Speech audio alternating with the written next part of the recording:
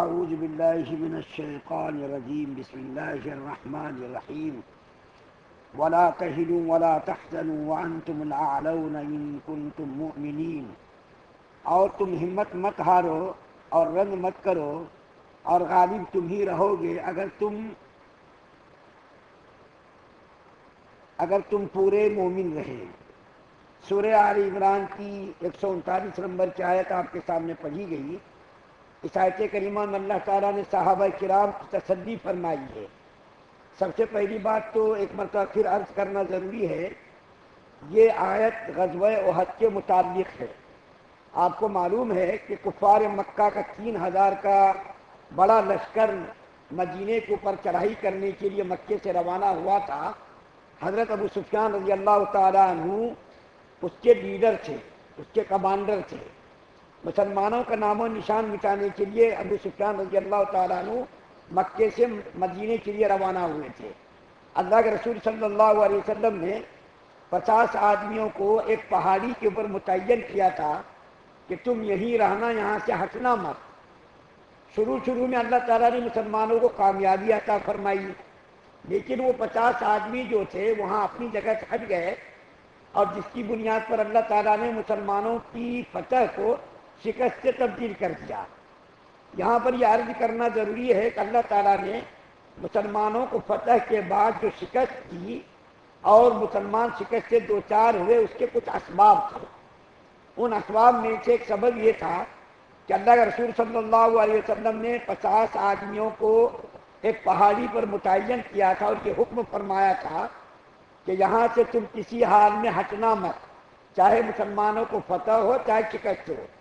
لیکن ان 50 آدمیوں نے جب دیکھا کہ مسلمانوں کو فتح ہو گئی اور کفار مکہ راہ فرار اختیار کر رہے، تو 50 آدمیوں میں اختلاف ہو گیا، اور وہ لوگ کہنے لگے چلو ہم بھی جائیں گے، اب مسلمانوں کے ساتھ مال غنیمت کے اندر شریک ہوں گے، کفار کو قتل کریں گے۔ اس 50 آدمی کے جو کمانڈر تھے حضرت عبداللہ بن جبیر رضی اللہ تعالیٰ عنہ، انہوں نے سختی کے ساتھ منع بھی کیا کہ اللہ کے رسول صلی اللہ علیہ وسلم کا تاکیدی حکم ہے یہاں سے ہٹو مت۔ لیکن ان لوگوں میں اختلاف ہو گیا، اجتہادی اختلاف، کہ اللہ کے رسول صلی اللہ علیہ وسلم کو حکم یہی تک تھا، اب مسلمانوں کو فتح ہو گئی چلو جائیں گے۔ بس وہاں سے ان لوگوں کا ہٹنا تھا کہ حضرت خالد بن ولید رضی اللہ تعالیٰ عنہ نے پیچھے سے حملہ کر دیا، اور وہ کفار مکہ جو بھاگ رہے تھے وہ پھر پلٹ گئے۔ مسلمان دو لشکروں کے بیچ میں آ گئے، اور مسلمانوں کو کفار نے کاٹنا مارنا شروع کر دیا، جس کی بنیاد پر جو فتح ہو گئی تھی وہ فتح شکست سے تبدیل ہو گئی۔ ایک تو یہ سبب بیان کیا گیا۔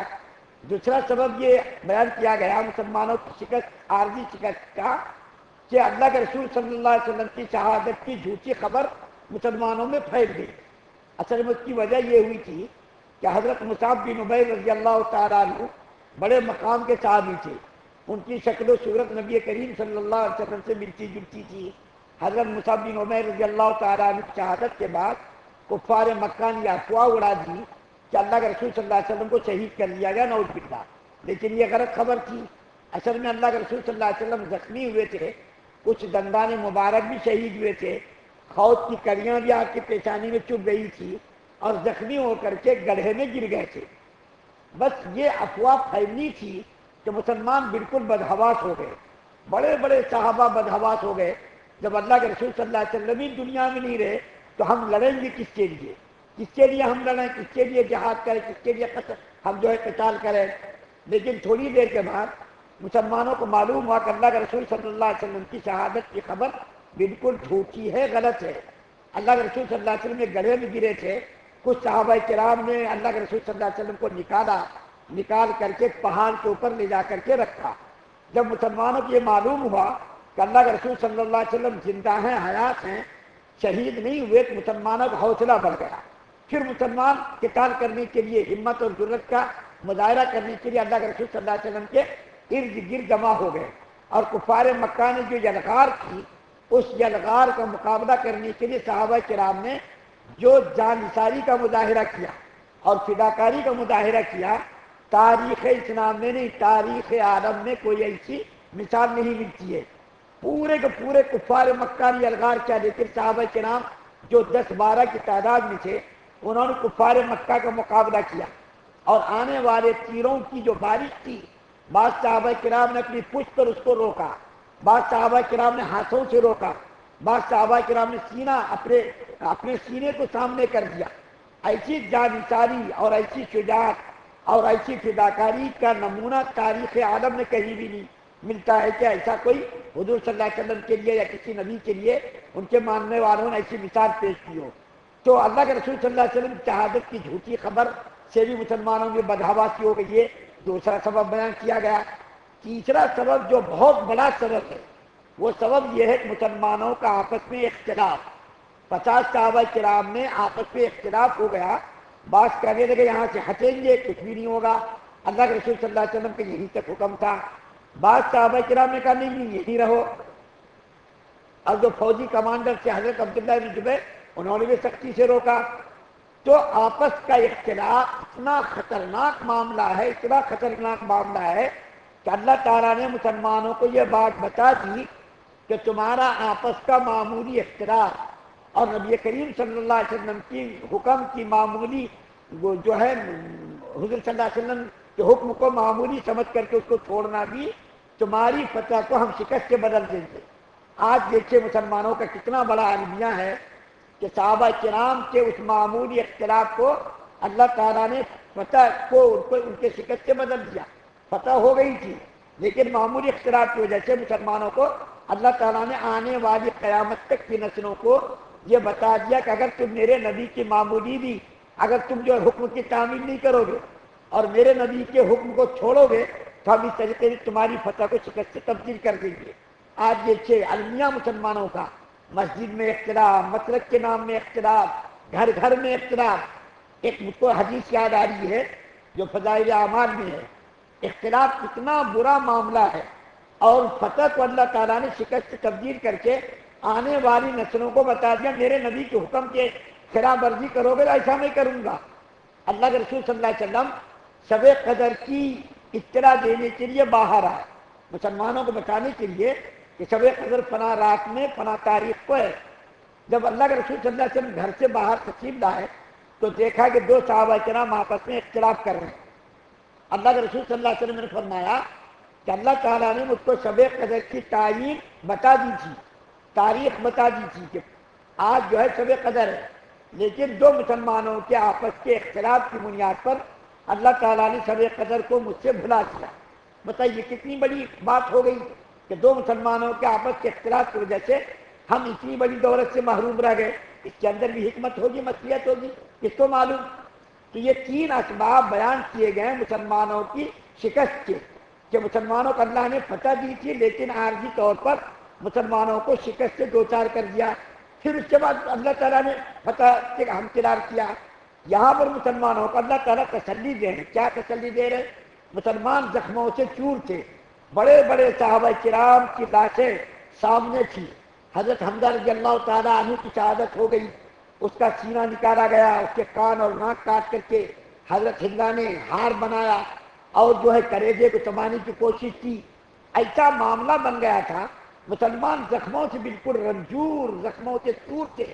تو اللہ تعالیٰ نے مسلمانوں کو آیت کریمہ اتار کر حوصلہ اور تسلی دی کہ دیکھو مسلمانوں تم غمگین مت ہو، رنج مت کرو، تم ہی کامیاب ہوگے اگر تم ایمان کامل والے ہوگے۔ یہاں پر مسلمانوں کی کامیابی کی سب سے پہلی شرط ایمان کامل ہے۔ ایمان کامل ہوگا تو مسلمانوں کو اللہ تعالیٰ ساری قوموں پر غالب کریں گے۔ اللہ کیا فرما رہے ہیں؟ تمہارا ایمان، اللہ کی ذات پر تمہارا بھروسہ، اللہ کی ذات پر تمہارا یقین جتنا مضبوط ہوگا، اللہ جو ہے تم کو دنیا والوں پر غالب کریں گے۔ اور تعداد مت دیکھو، تعداد کی بنیاد پر اللہ تعالیٰ فتح نہیں دیتے۔ تاریخ عالم کا مطالعہ کیجیے، جب مطالعہ کیجیے، حق و باطل کے درمیان جو تصادم ہوا، حق و باطل کے درمیان جو مارکہ آرائی ہوئی، حق کے ماننے والوں کی تعداد ہمیشہ کم رہی۔ حضرت ابراہیم علیہ السلام کا دیکھ کے مقابلہ بادشاہ کے ساتھ ہوا، نمرود کے ساتھ ہوا۔ حضرت موسیٰ علیہ السلام کا مقابلہ فرعون سے اور اس کے لشکر سے ہوا۔ اسی طریقے سے حضرت طالوت کا مقابلہ جالوت کے لشکر سے ہوا۔ تمام مقابلوں میں، تاریخی جنگوں میں ہمیشہ حق کے ماننے والوں کی تعداد کم رہی۔ اور دیکھیے غزوہ بدر میں 313، غزوہ احد میں صرف 700 مسلمان رہے، غزوہ خیبر میں، غزوہ خندق میں، غزوہ قادسیہ میں، غزوہ یرموک میں۔ قادسیہ میں دیکھیے ایرانیوں کی تعداد 2 لاکھ سے زیادہ تھی، اور غزوہ جنگ یرموک میں رومیوں کی تعداد 2-2.5 لاکھ تھی، مسلمان صرف 30,000۔ اور غزوہ تبوک کے موقع پر مسلمانوں کی تعداد صرف 30,000، کافروں کی تعداد 2 لاکھ۔ اللہ کے رسول صلی اللہ علیہ وسلم کی زندگی کا آخری غزوہ۔ تاریخ عالم میں جتنی بھی لڑائیاں ہوئی حق و باطل کے درمیان، تمام لڑائیوں میں حق کے ماننے والوں کی تعداد ہمیشہ کم رہی، کبھی زیادہ نہیں رہی، بہت معمولی تعداد۔ اللہ کیا فرما رہے ہیں؟ تم اگر ایمان والے رہو گے تو تم کو ہم کامیاب کریں گے۔ تعداد کو مت دیکھو، میری ذات پر بھروسہ کرو، میرے اوپر یقین کرو، ایمان تم لاؤ، تمہارا ایمان کتنا مضبوط ہوگا، ہم کافروں میں تم کو ہمیشہ غالب رکھیں گے، کبھی تم کو مغلوب نہیں ہونے دیں گے۔ حضور صلی اللہ علیہ وسلم کی زندگی میں تقریباً 26 غزوے ہوئے، تمام لڑائیوں میں مسلمانوں کی تعداد کم تھی، لیکن ہر لڑائی میں دیکھیے ایک آدھ لڑائی کو چھوڑ کر کے مسلمانوں کو اللہ نے فتح یاب کیا اور فتح سے ہمکنار کیا۔ تو پہلی شرط اللہ نے یہ لگائی کہ تمہارا ایمان مضبوط ہونا چاہیے، میری ذات پر تمہارا بھروسہ کامل ہونا چاہیے۔ اور یہ اللہ نے جو شرط لگائی ہے صرف یہ صحابہ کرام تک کے لیے نہیں ہے، بلکہ قیامت کی صبح تک آنے والی نسلوں کے لیے یہ ہے۔ آج مسلمانوں کا المیہ کیا ہے؟ 1 ارب 30 کروڑ کی تعداد میں مسلمان ہیں، لیکن دیکھیے مسلمانوں کو کوئی کچھ سمجھ رہا؟ مسلمان بالکل بے حیثیت بے وزن ہو کر کے رہ گئے۔ 1 ارب 30 کروڑ کی تعداد میں بچنے والے مسلمانوں کو کہیں بھی دیکھے سرخروئی نہیں مل رہی، کہیں بھی کامیابی حاصل نہیں ہو رہی، ہر جگہ مسلمان ذلیل و خوار ہو رہے ہیں۔ اور اس ذلیل و خوار ہونے کی سب سے بڑی وجہ ایمان کی کمزوری ہے۔ دوسری سب سے بڑی وجہ آپس کا اختلاف ہے۔ جب آپس کا اختلاف مسلمانوں کے اندر ہوگا تو اللہ تعالیٰ کامیابی نہیں عطا فرمائیں گے، اور ایمان جب کمزور ہوگا پھر ایمان کی کمزوری پر بھی مسلمانوں کو فتح یاب نہیں کریں گے۔ اس لیے اس آیت کریمہ کے اندر جو اللہ نے شرط بیان کی ہے، ان شرائط کی تکمیل پر ہی اللہ تعالیٰ دنیا کے اندر مسلمانوں کو غالب کریں گے، کامیاب کریں گے، کامرانی سے ہمکنار کریں گے۔ اور یہ جب شرطیں نہیں پائی جائیں گی تو مسلمان ہمیشہ ذلیل و خوار ہوتے رہیں گے، اور اسی طریقے سے مارے کاٹے جائیں گے جس طریقے سے آج مارے کاٹے جا رہے ہیں۔ اللہ تعالیٰ سے دعا ہے کہ اللہ تعالیٰ ہم تمام مسلمانوں کو مکمل شریعت مطہرہ پر عمل پیرا ہونے کی توفیق عطا فرمائے۔ سبحان اللہ و بحمدہ، سبحانک اللہم و بحمدک۔